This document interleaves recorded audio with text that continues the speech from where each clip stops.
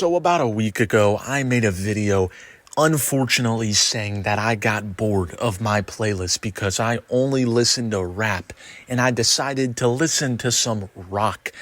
That was a pretty fun video to do and it did all right, and the comments were flooded with requests and bands and artists that I should listen to further my rock experience. In my rock and roll journey, I'm just a caterpillar. I gotta morph into a butterfly. I'm still developing my wings. I gotta become the true divorced dad. Give me the beat, boys, and free my soul. I wanna get lost in your rock and roll. In the last video, I reacted to Pink Floyd, Weezer, Nirvana, Radiohead, the Beatles. So if they're not included in this video, now you know. Linkin Park was suggested a lot. And I had to go and listen to their best album. I Googled Linkin Park best album, and here we have Hybrid Theory. And I enjoyed it. What can I say? There are so many elements being brung into this. I was just expecting metal rock type of music, but there was a mix of rock and hip hop and just a lot of things going on. I was overwhelmed, which is a good thing. The lead singer's vocals go so well on some of these songs. I mean, especially With You, the guitar and vocals just match together so well.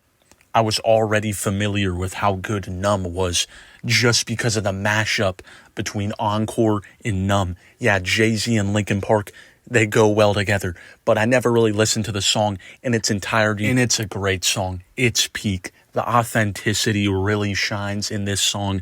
I would definitely recommend listening to it, but you probably have already heard it. The next band that was requested in the comments a lot was Limp Bizkit.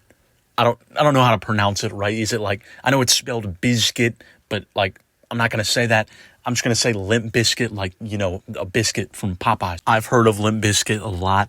And I know some of their songs, you know, break stuff. That is always a clutch track whenever you're feeling like ripping someone's head off. The song doesn't get old. So I'm already kind of familiar with them. But I was a little surprised when I looked up Best Limp Bizkit Album and I was greeted with Chocolate Starfish in the hot dog flavored water. Kind of just feels like they mashed random words together. I listened to the album and I really enjoyed Boiler and Take a Look Around. Both of these songs were great.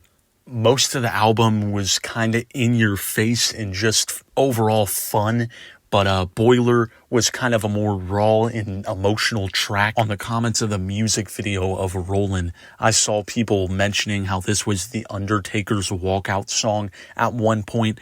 And I was like, yeah, that really makes a lot of sense. This would go so hard as a WWE entrance song. My generation is very raw and in your face. And I think the best part of it is the drums in the background. They're so addictive. The next band I'm going to give a listen is Smashing Pumpkins, just because the name intrigued me. People in the comments were talking about Smashing Pumpkins. And I was like, I feel like that would just be unnecessary. I feel like that would make a mess. Well, that was funnier in my head. I listened to Melancholy in the Infinite Sadness, and everything about it is just very raw and authentic. With Butterfly Wings and 1979 really stood out to me. 1979 just gives off like a very nostalgic feel. People are nostalgic about this song 20 years later, and the song is about nostalgia from 20 years before. 1979 had a very nostalgic feel and kind of a calm tone. Today was very uplifting and positive. And then there was Bullet with Butterfly Wings, which was the complete opposite. They're all three good in their own ways. I enjoy Smashing Pumpkins a lot. Seems like they're very versatile. And yeah, I need to add some Smashing Pumpkins to my playlist. Next up, we have Metallica. You know, the t-shirt brand. Right, I was just joking. You can put the pitchfork down. I saw Metallica requested a lot in the comments, and this person even gave a list of songs, which makes it a lot easier. And I listened to Fade to Black, and man, this song was a roller coaster of emotions. I've said the word raw a lot in this video for some reason, but this song is the definition of raw. I mean, the emotion here is just beautiful. There's so much of it, and it's very authentic. The drums in the later half of this song, man, had me feeling some sort of way. It was great. It was a great touch. Throughout the song, though, one of the best guitar solos I have ever heard. I also listened to one, and I really liked the song, but right after I listened to it, I saw someone play it on Guitar Hero, and this left my mind completely perplexed. I don't know how any human can do this. Next up, we have Korn. Now, Korn was requested a lot in the comments, so they better live up to the hype, and they did. I listened to Never Never, and I was like, okay, yeah, I see what the hype's about. That song went instantly into my gym playlist. I kind of look like the cinnamon stick from the Apple Jacks commercials, but once this song plays, I'm going to be feeling like Ronnie Coleman. I also listened to Falling Away From Me, which managed to sound so good while talking about such a deep topic. I only listened to some of Korn, but I can tell that they have great range. All the songs are filled with so much emotion. It's crazy. It's great. Another band I saw a lot of suggestions for in the comments was Slipknot. So I listened to some of the biggest Slipknot songs, and all I can say, it was definitely different. You definitely have to be in a certain type of mood to get into these songs.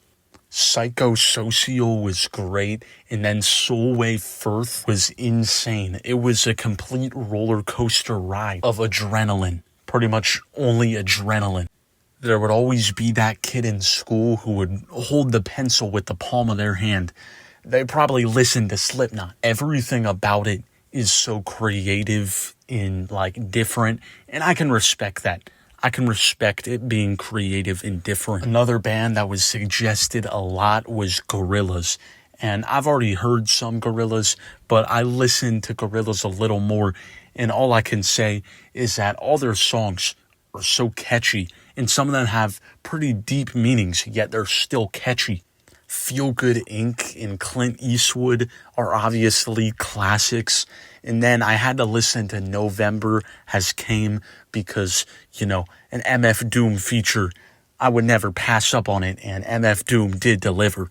I listened to Demon Days, and overall, it was a very enjoyable album. Feel Good Inc., November Has Come, Dare, all really good tracks, and also Every Planet We Reach stood out to me. Overall, this was a great album. I guess Gorillaz stood out to me for just being very experimental, and all their songs, there's so much going on. It's so smooth, I feel like, in all these songs. You can't get enough. I see what the hype's about. There's so many elements incorporated into Gorillaz, which makes me realize why so many people love them.